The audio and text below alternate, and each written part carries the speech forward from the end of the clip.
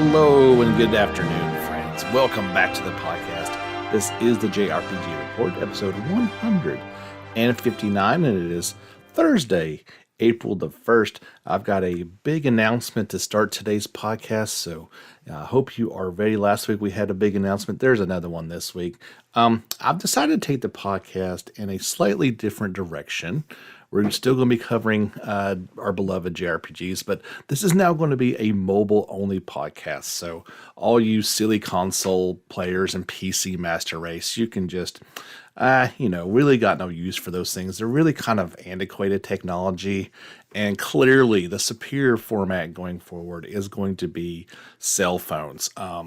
They are, actual gamers, and we should support them in their quest to still play games on the go while they ride the bus or the train or in the back seat of their mommy's van.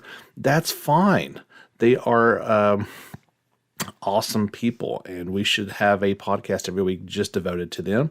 So our first story is another Eden, the Cat Beyond Space and Time.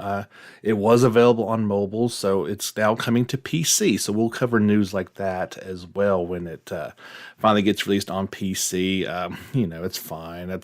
I prefer it being in my hand, but if it comes to computer so they can play it, that's fine too. That is available as of right now via Steam. You can get some login bonuses if you do that right now, of course, up until May the 14th.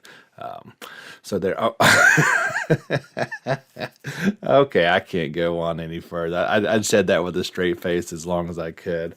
It is April Fool's Day, so I had to do at least a little bit something for you guys, right? It's not good unless you have a little joke out there. The story is true. Another Eden is coming to PC via Steam. That's actually not a bad little game with some production value behind it. And yes, we're still going to cover mobile games. We should not ignore them completely. They are kind of fun from time to time, but no, there's nothing going on with as far as a content shift on the podcast. You'll have your JRPG news delivered to you by me, James Fisher, each and every week. Don't fret. Last week's announcement is a little more confirmed. Let's put it that way. We've been wrestling with the idea of moving for a long time. It does appear that both of us are fully on board with the idea. Sometimes you have ideas and it's like getting into a pool. Sometimes you tip your toe in the water to see how cool it is, and maybe you slowly wade into the shallow end. But, especially if it's colder water, the best way to do it is just jump in and get it over with, right? Do it all at once. And I think we've both dived into the deep end and we're really on board with this idea. So coming this summer, we'll be moving down to JRPG Island and doing that craziness. But let's get into the podcast. We've had enough shenanigans so far. And I want to talk first about, I always don't always know what to lead the podcast with. We've got a ton of great things to talk about today, but I wasn't sure what to lead with. So I'm going to go with something I'm pretty excited about. And we kind of briefly previewed it last week, but it got a debut trailer and some information this week, and that's Astria Ascending. And back when we were previewing games that were going to come out in 2021, I did, there at the end, perhaps throw in, hey, there's going to be some surprises. You don't always know every game that's going to come out in a given year. Well, this game is coming out in 2021 in the West, and it is a surprise. It will launch for PS5, PS4, Xbox Series, Xbox One, Switch, and PC. This is being developed by Artesian Studios, and it is a definite love letter from Dear Villagers to JRPGs. Also, it's coming to Xbox Game Pass for console. I just want to throw that in there. So here is a quote from Artesian Studios director Julian Bourgeois. He said in a press release, he said, in Astria Ascending, we wanted to explore how people cope in extraordinary times. Well, that's a timely topic for sure. Each hero has their own perspective, but it's the relationships they form with one another that truly brings the story to life. The Dear Villagers head of publishing, Guillemette Garmet, added, "Seeing this world come together has been a delight, and it's an honor to have so many legends on the team helping out, like a childhood dream come true. Astria Ascending is more than an homage to the classics, it's the perfect next step in our publishing line of ambitious JRPGs." And they're talking about so many legends helping out. To be quite honest, I don't know if I really talked about this last week or not, or if it was already known. So here are the two. They did a separate interview with both. I hope I can get these names correct. Kazuse Nojima, who was involved with Final Fantasy X and Final Fantasy VII Remake, and music from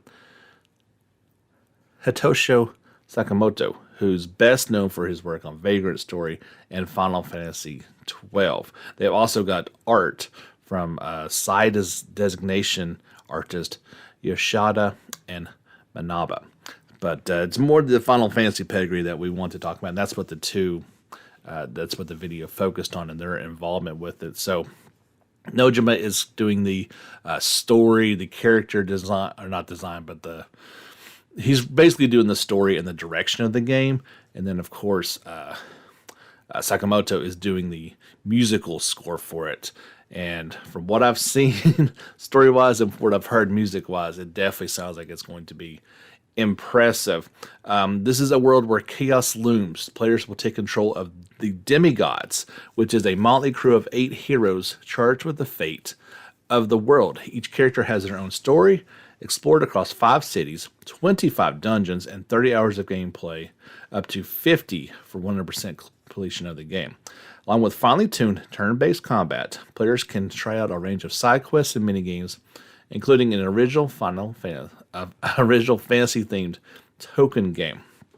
So what I thought was really interesting, and I learned this from the interview, is these 8 characters in this world of different races. These are kind of the normal human type citizens. They're just average, everyday people.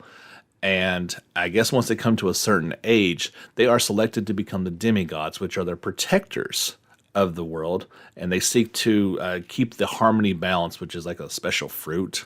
I'm sure more will be revealed at some point in time, but basically they are charged with keeping this balance between the harmony of all these races and species living together. Of course, there's these evil ones known as the noises that show up, and that's always bad news. I think the art design is beautiful for this game. It's a side scroller in terms of exploration, but then the battles are turn based. It's a separate thing. It looks a lot. It kind of has that like Battle Chasers look to it, although flipped, with the characters attacking from the right onto enemies on the left for the most time. There is like some light platforming segments.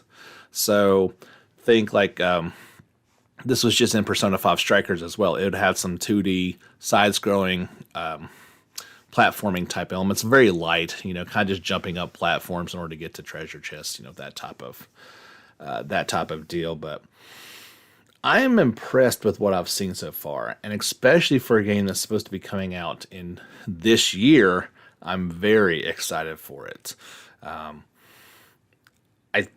They talk about it being like a more mature title and dealing with some heavier elements to it. At first, I thought the characters, I want to say on loan, but from previous Final Fantasies, I thought they were more like advisor type deals. But they are thoroughly involved with the process of this game. Like they don't, obviously they're not doing like the art direction for it. They're not involved, but the most important, perhaps two of the most important parts are going to be your story, your characters, and then music adding to it, and they are handling that part of it. So check out the trailer. It is on our YouTube channel.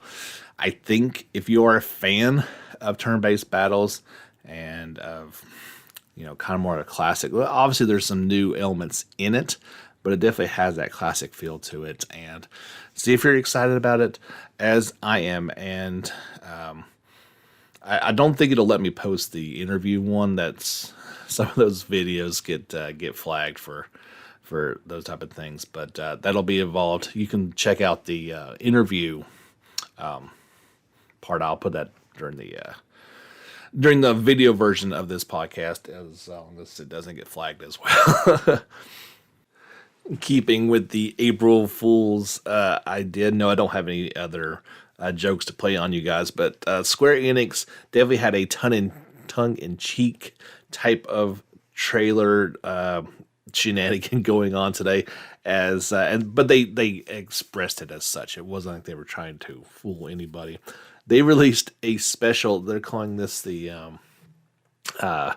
Slow Life RPG April Fool's trailer for Nier Replicant, and I think it's about a minute and a half. You can check it out on the YouTube channel, but it's very much kind of set up more like the Story of Seasons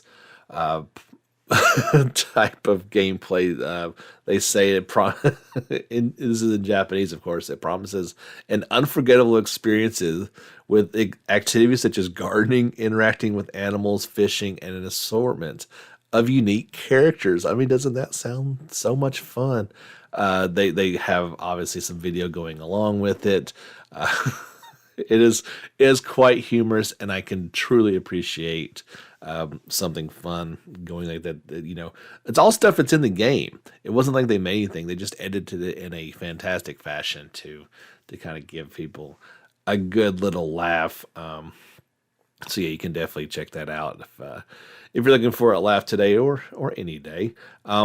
There was also some more screenshots shown off for the game, as well as some gameplay footage previews.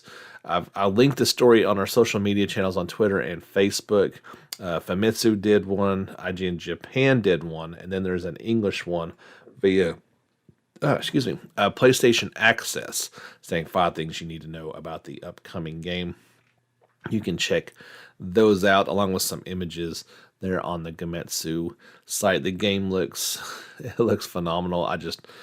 Like I talked about before, I'm definitely making a strive to work through the backlog a little bit this year and not pick up any new ones. I will definitely pick this game up at some point. Just not quite yet, but that one, of course, is coming out for PlayStation 4 and Xbox One on April the 22nd. In Japan, we get the next day. In North America, in Europe, along with PC via Steam worldwide on April 23rd. I would have to imagine here at some point very soon, this is going to get a PS5 upgrade version, as well as Xbox Series as well. Just a matter of time. And to be quite honest, I'm surprised they haven't done that already. In other news, the big release for last week was Monster Hunter Rise. It came out for the Switch back on March the 26th worldwide. So keep in mind, this is a worldwide release, so it's going to have all those numbers at once. But I don't know what they consider to be a successful launch for this game. This one kind of even eclipsed my idea. So right now, they have shipments and digital sales for the game at 4 million. That's an impressive number, especially considered just for the Switch. Now, obviously, I'd love to know the breakdown, like Japan, because we know this series is just so huge in Japan. But coming out worldwide, that's not even counting, PC sales, which isn't going to happen until early 2022. So yeah, that's a that is a fair number of units that have already shipped out the door for this game. From what I've heard, the early feedback on it is very positive. People are liking this game, and the sales certainly back that up. Let's knock out a couple quick hits here as we'll kind of just be directing you guys over to YouTube for these next couple stories to check out trailers. Publisher Firyu and developer Historia have released the Cliggly Effect 2 music trailer. This time is for Bluffman, who is composed by Cosmo at Bosu P. I'm just reading you guys what it says on, on the copy. I don't know what any of that means.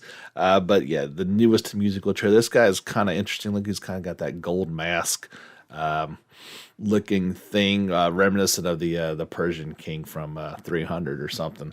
This looks pretty crazy. So yeah, you can check out that newest music trailer.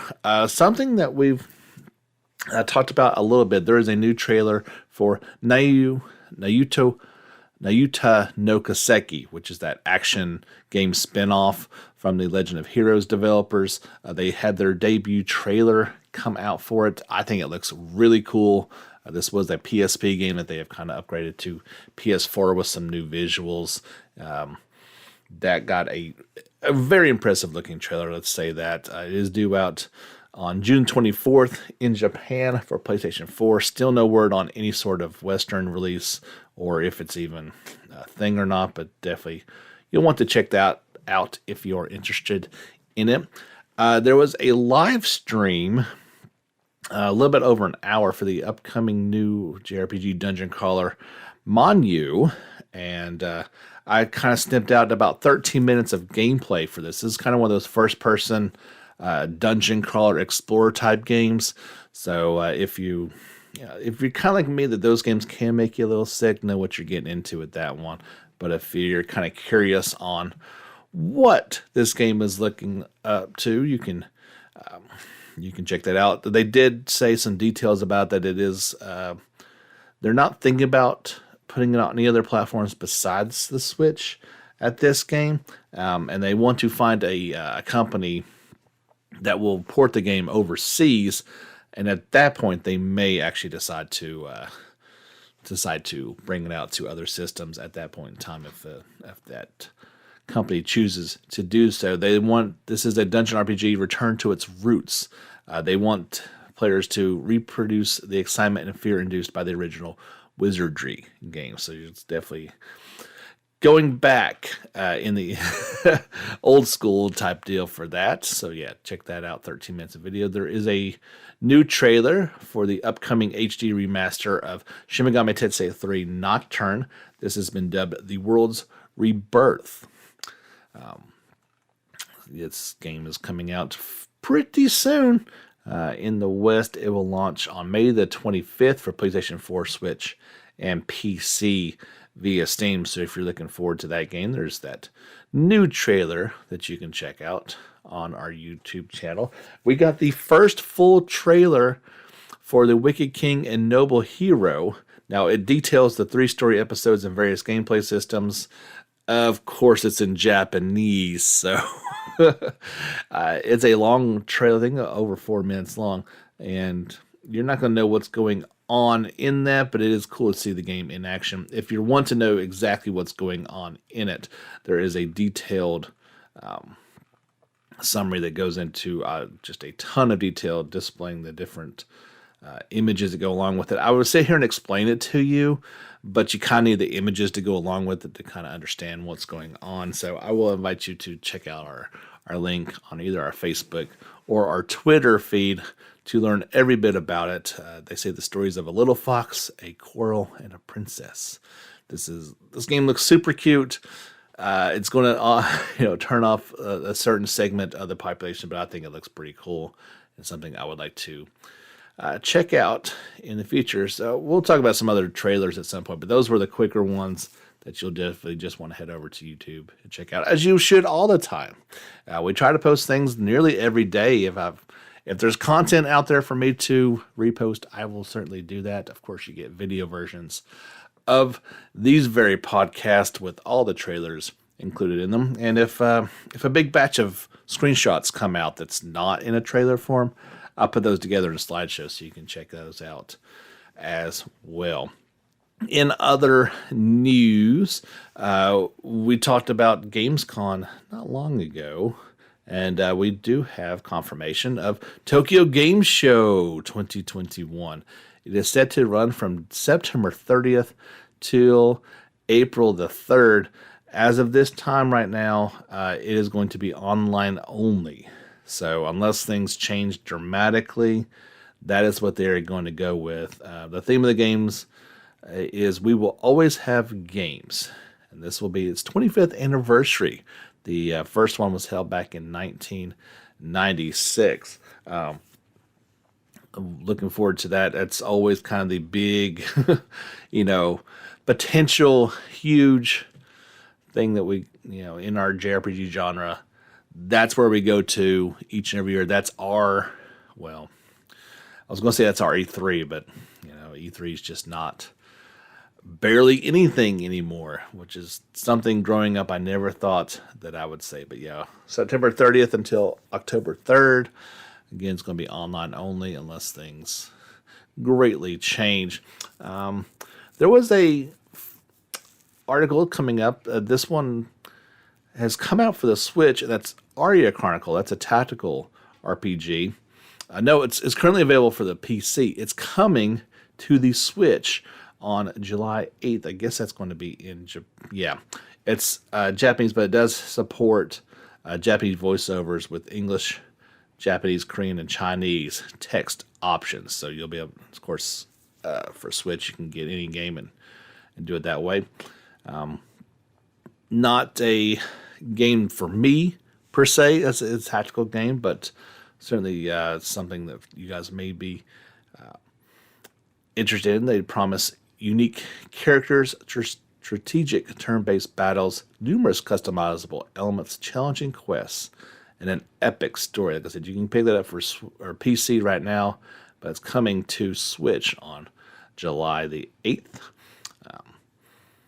So that's another one. A bit of a surprise announcement. You guys are probably, and this is not exclusively to JRPGs, but you guys might have heard about the PlayStation Store for the Vita and the PlayStation 3 shutting down. From what I understand, the web version of it is already shut down.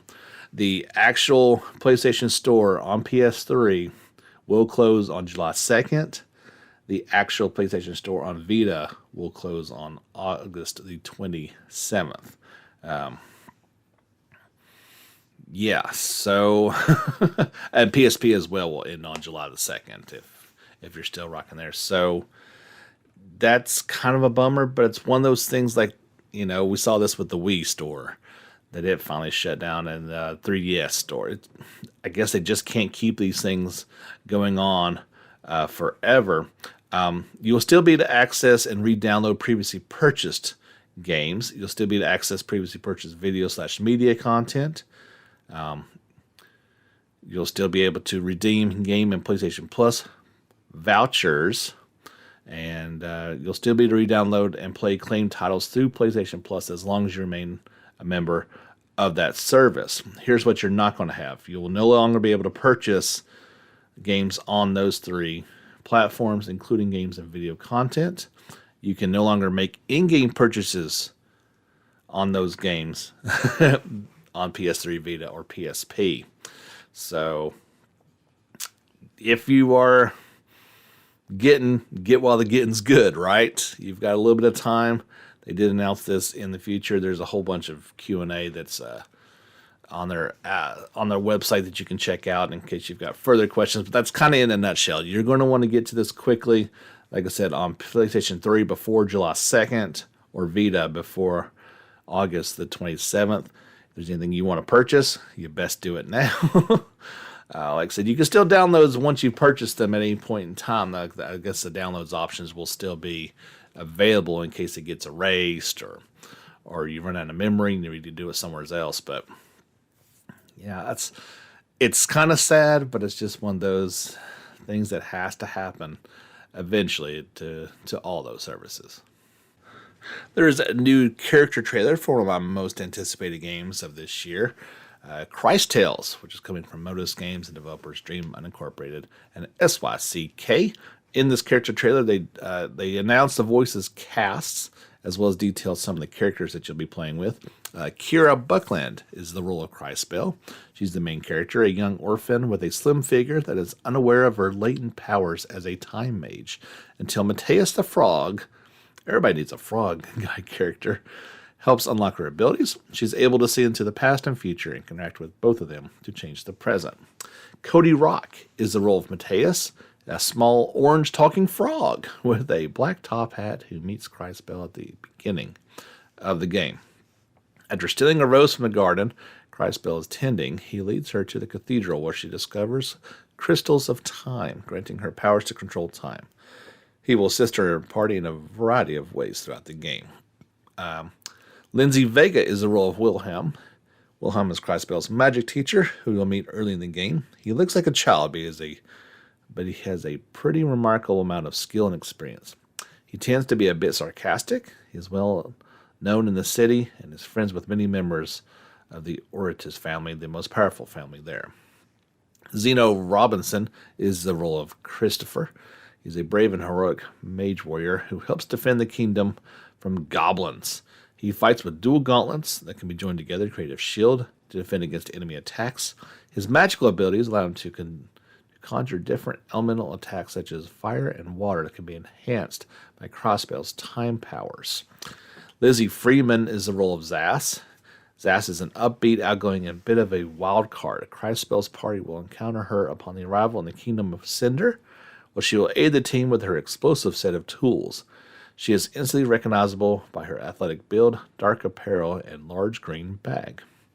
And Damon Mills plays the role of JKR-721, also known as K, which is a mechanical android built to fight. His armor grants him the ability to charge and attack rapidly with a series of electrical attacks, assisted by a jetpack underneath his coat.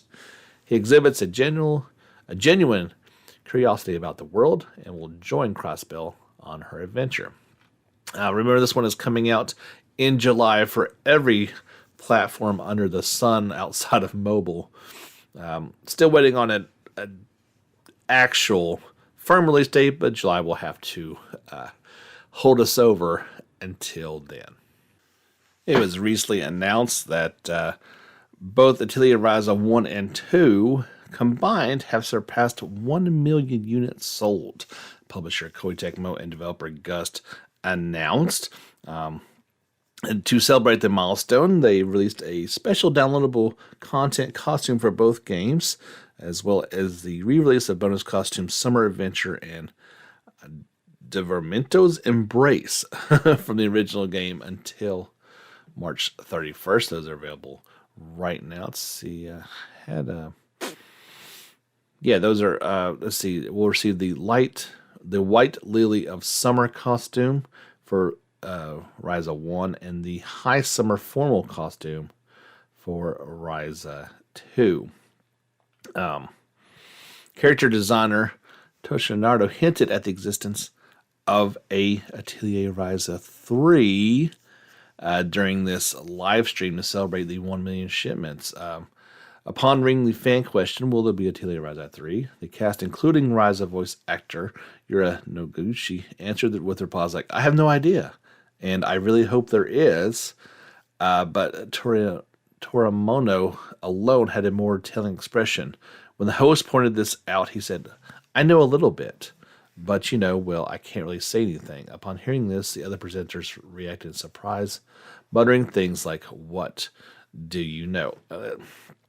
Like we said from the very beginning of this whole thing, as soon as there was an announcement that there would be a Ryza 2, we know the Atelier series works in trilogies. This is by far their most popular character, and there will most assuredly be a Ryza 3. And just like with Ryza 1, they could have easily ended it after 1. They wrap up the story. There's no cliffhangers, nothing too surprising. I can only tell you in part 2 that they complete the story. It could be, they could wipe their hands and walk away. They could do just like they did, though, with part 1 and part 2 and bring those characters back. And I would not be opposed to that at all. And I don't think any other players would be either. In I'm going to say odd announcement, but certainly something I wasn't expecting. Atelier Online, The Alchemist of Brisile, is coming to the West for iOS and Android devices. This was developed by PH in Play Art and first launched in Japan back in October of 2018. The free-to-play adventure RPG combines the features of previous entries in the Gus developed Atelier series with online play and cooperation with other players. Didn't have a release window or anything like that, just saying that it would be coming to the West. There was a 1.5-minute video that went along with this announcement. I don't know why, but it was kind of in a low resolution to begin with, only up to 480, but it still looked fine. And it didn't show any gameplay or anything like that. It was kind of just like basically looked like an opening movie, if I had to guess on what that was. But yeah, if you've been looking forward to that one, it's coming. Sure, why not? Also, no big surprise. This one though, Gitchin Impact is coming to PS5 this spring. You probably could have easily saw that one coming. It's already available on PS4, PC, iOS, and Android, and just seemed like a natural that there would be an upgraded PlayStation 5 version. It will feature higher image quality, performance, and further evolutions, including upgraded textures across every part of the game, 4K resolution support, and faster load times. There you go. There was supposed to be a Switch version planned, but there's been no real announcement about that just yet. But yeah, it's coming. I still enjoyed that game, but I have certainly not picked it back up in quite a while. Just kind of fell off. It was enjoyable and it was free, so that's all you can say. Speaking of PlayStation 5 versions, an open beta test for the PS5 version of Final Fantasy XIV will begin on April 13th alongside the release of patch 5.5. The Square Enix announced official service will launch immediately upon the conclusion of the open beta tester. Users who are currently using the PS5 version will be able to use their existing characters and game data during the open test. The PS5 version boasts a rich and unparalleled experience, quote, with lightning fast loading times, greatly increased frame rates, true 4K resolution, 3D audio, and haptic feedback. Looks awesome. I've held off this long, so maybe that's what I need to do, is just get me a fancy new system to experience that online world. The announcements were not quite done, but there is for Final Fantasy XIV, as the Digital Fan Fest 2021 was updated to include more information, including the events that will be held during the 2-day event on Saturday, May the 15th and Sunday, May 16th. This includes development panels, a letter from the producer live, and 2 live performances. Additionally, digital activities will be available for the audience to participate in through the game. You can check out all the different events that are going to be going on during this time frame if you head over to our Facebook channel. Make sure you give us a like there or follow us on Twitter for all these stories that we talk about, including stuff pretty much every day as far as I can get to it.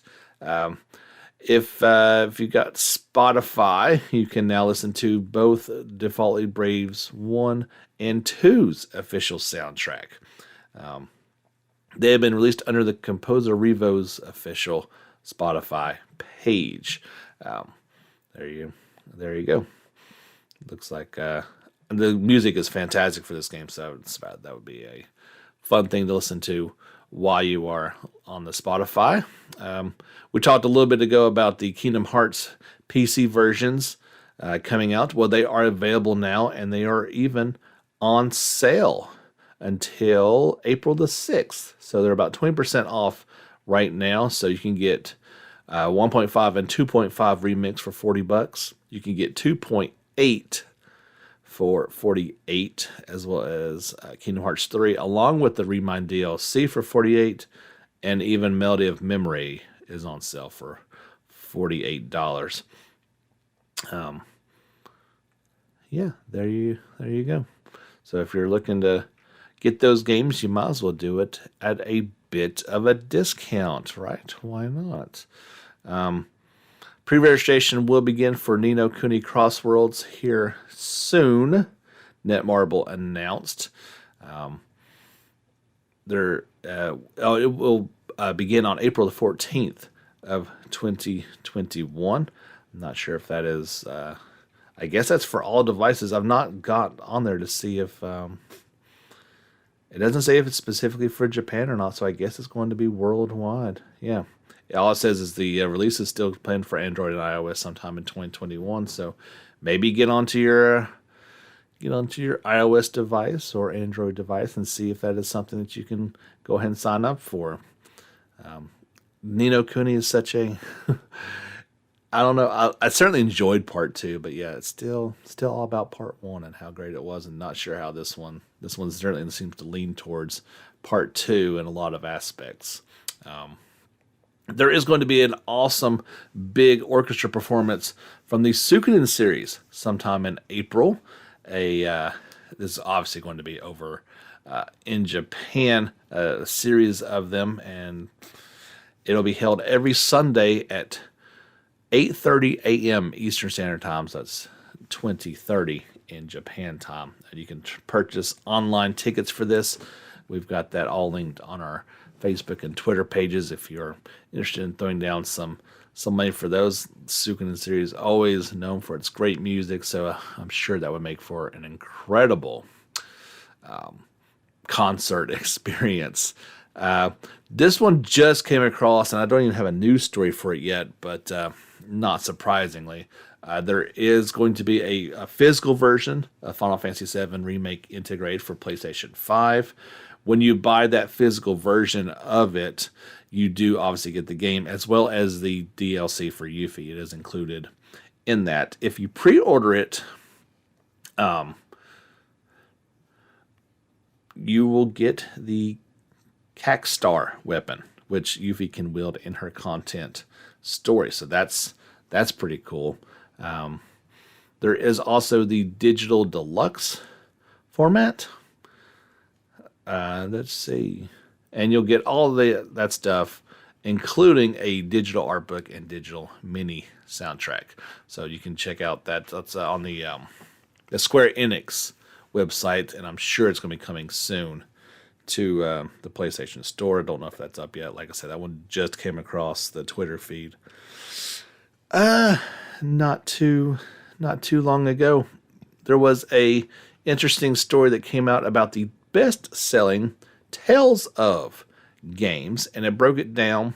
It gave us a worldwide sales via Japan and via North America. And there was some slight differences. Overall, the best-selling game, and it's pretty close actually. Best-selling Tales game, what overall worldwide, it's going to be Tales of Symphonia at 2.4 million units. I'm sure that includes all versions of it for various systems. You know, if you go back to GameCube or if you got the release on like PlayStation 3. Right behind it, and probably in no small, definitely helped it out, was the recent release, is Tales of Vesperia at 2.37 million. So just under it. About 30,000 units. That's pretty close. In a distant, well, not distant, but in third place, Tales of Destiny at 1.7 million copies. There is some interesting differences. So, like in Japan, Tales of Destiny is the best-selling one. Then Tales of Fantasia and Tales of Eternia, all over 1 million units sold. In North America, it's Tales of Symphonia and Tales of Vesperia as the top-selling one. And even Zestiria, not my favorite, at third place at 600,000. But so, like, the best-selling North American one, Symphonia, is only number 7 in Japan, whereas Tales of Destiny, of course, it was Japan only, was it not? Or maybe well, it's not. Let me tell you this. It's not, didn't mean to hit the microphone there. Sorry about that. It's not even the top 10 in terms of sales in North America. And just not as available. Was it on PlayStation 1? Tales of Destiny? Oh, man. So many Tales games. I get them all confused up in the old brain. But yeah, just definitely definitely some interesting sales numbers. And yeah, still waiting on Abyss news. We may be maybe waiting on a while for that. I shared an interesting interview with the Persona 5 Strikers crew. I guess that would have been, yeah, okay. They spoke with Alice producer Kanada and Koei Tecmo director Sakaguchi about how the game came together and all the various. It's a long interview, so I won't read the entire thing of that, but you can check that out on our social media channels. I finished up the game a couple nights ago. Interesting enough, you will not see a live stream of the last bit of the game as it was blocked.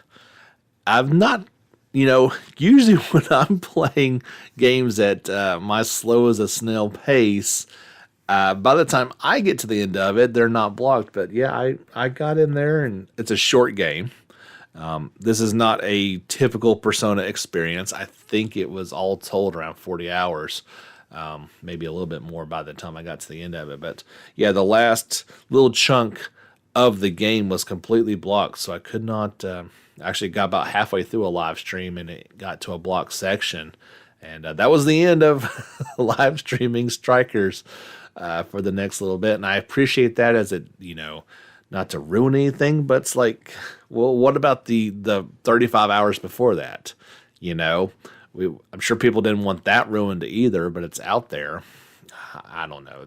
It's stuff that's beyond my control. Overall, I liked the game. I'm not going to say I loved it. I liked it. It was a different change of pace. As I said before, I had to play it on easy mode as it was quite challenging for someone like myself. And I tried my best and was able to complete the game without much difficulty. It was almost like I needed some sort of, most of the time I would have liked some sort of difficulty in between easy and normal to give me some sort of challenge. But I was able to enjoy the story because I didn't have to worry about constantly dying in the action parts. And this story is phenomenal. It is a true sequel to Persona 5, not to Royal, and just getting to go on a crazy road trip with this zany cast of friends was so much fun. Their back and forth banter is hilarious, and it just felt like, a whole group of friends was kind of reuniting and you were a part of it. So I would definitely recommend it. You've got to know what you're getting into, and I might even suggest if you're not good with, this is an action game through and through. It does have RPG elements to it, but it's going to be difficult if you're not good at those games like myself. Go ahead and just suck it up, put on easy mode, and enjoy it, because the story is certainly worth experiencing. I would recommend it overall, but you just got to know what you're kind of getting into. One last thing to throw your way is the PlayStation Store Spring Sale 2021. I was not actually aware of this one. I kind of forgot about it. So it's going to have 2 phases in it, and it's pretty much the month of April. So starting today, it might have already went live. So the first 2 weeks, there will be a selection of them, and then the last 2 weeks, there will be a different batch. The first phase of the event is now in effect with various games available for less than usual. However, there'll be even more games on sale eventually. A second wave will kick off on April 14th. Keep in mind that some of the sale prices for these titles, the first batch, will expire on April 15th. Others will be available until the 29th. I don't know if this is this is not a full list, but this was certainly what our friends over at Silicona thought were ones of note. Okay, so I'll try to pick through just the JRPGs of this one, or like it. So like 13 Sentinels Aegis Rim, or however you say that word, is down to 36. Ryza, commemorating its 1 million sales. The first one's on sale for $30. The second one down to $48. Blue Reflection is down to $30. Catherine is down to $20. Not a JRPG, but along those lines. Code Vein at $15. Dark Souls 3 at $15. Dragon Ball Z Kakarot down to $24. Disgaea 1 Complete, $20. Not a JRPG, but one I want to pick up at some point in time. That goes to Sushima, or however you say it, it's down to $40. Ni no Kuni 2, while not my favorite game ever, it's down to $9. Now, you sell me Ni no Kuni 2 for $9 as opposed to $60, and I'm a happy camper. Not a JRPG, but Resident Evil 2 for $16 is worth playing all over again. 3 is down to $20. Great game.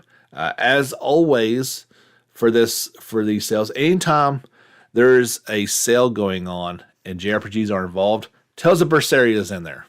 And you've got another chance to pick it up for $10. Do yourself a favor. If you do not have this game, pick it up. It is worth every bit of $10. Good grief. And if you got another $10 around, you best pick up Tales of Vesperia Definitive Edition. $10? Okay, I know you're like me. You like physical copies of it. You can get it, on Amazon for $30 sometimes, but $10? Man, that's two great games for $10 each. Don't sleep on those. That's not the complete list. Head over to your PSN store and get the full list of games. I'll probably check that out. If I see anything else that catches my eye that was not on here, I'll bring it to your guys' attention next week. That's it. Hope you enjoyed our April Fool's podcast. I'm sorry if you thought I was serious there at the beginning, but had a lot of fun with that one. As I mentioned before, we're not live streaming anything at the moment. I'm actually playing through Trails in the Sky the Third on my PC, and it's on my laptop. It's the only way I can play it. It barely can play this old Vita game, basically. But so yeah, streaming is not really an option at this time. I'm enjoying that. Streaming will come back once I have a new game to play, and hopefully here in a few months when we are down there on JRPG Island. Don't forget, give us a like on Facebook, follow us on Twitter, give us a subscription on our YouTube channel. We are inching closer to 1,000, and those so elusive pennies that YouTube will give me. And if you love what you hear each and every week, guys, I would love if you would support us either through the Anchor app itself. You can do that, or through Patreon. We are accepting donations over there. If I throw this out there, that I had a pipe dream of doing this full time, in addition to my other, weekly paycheck. If you guys were wanting to step up and do that, I would be so appreciative. I accept any type of support. Really, I do. It really makes a difference. Your couple bucks makes all the difference in the world. It gets me fired up each and every week. I'd have to have about all of you to throw a couple bucks in every month, but that would maybe the wife wouldn't make me get a second job if if everybody contributed. But that's the way it goes. Thank you so much for listening each and every week. I will see you guys back here again next week with more fun JRPG news. Until then, get back out there and level up.